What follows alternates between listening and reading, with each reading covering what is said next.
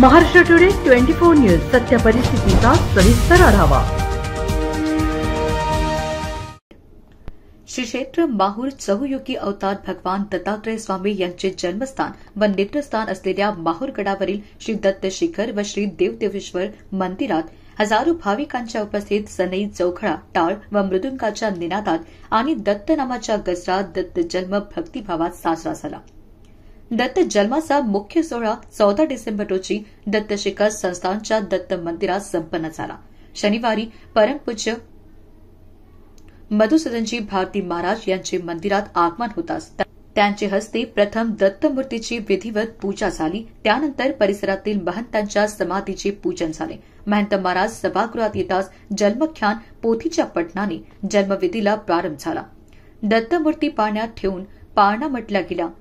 आरतीने जन्मविधी सोहळ्याची सांगता झाली। यावेळी मुख्य पुजारी वासुदेव भारती, दिलीप भारती यांची उपस्थिती होती। महानुभाव पंथाचे महास्थान आणि निद्रास्थान असलेल्या देवदेवेश्वर मंदिरात प्रातकाळी 4 वाजता मधुकर बाबा शास्त्री कवीश्वर यांची प्रमुख उपस्थितीत दत्तात्रय स्वामी आणि श्री चक्रपाणी यांच्या ओट्याला चंदनाची ओटी करून विडा अवसर अर्पण करण्यात आला। आरतीनंतर जन्मविधी सोहळ्याची सांगता झाली। श्री दत्त जयंतीनिमित्त परिसरातील अनेक मंदिरांसह मठात दत्त जन्म सोहळा संपन्न झाला। राज्यासह तेलंगणा, आंध्र प्रदेश व कर्नाटक राज्यातून आलेल्या दत्त भक्तांच्या दिगंबरा दिगंबरा श्रीपादवल्लभ दिगंबराच्या गजराने माहूर नगरी दुमदुमून गेली होती। पोलीस शिवप्रकाश मुळे व त्यांच्या अधीनस्थ कर्मचारी बंदोबस्तावर तैनात आहेत। महाराष्ट्र टुडे मराठीसाठी राजू दराडे, माहूर, नांदेड।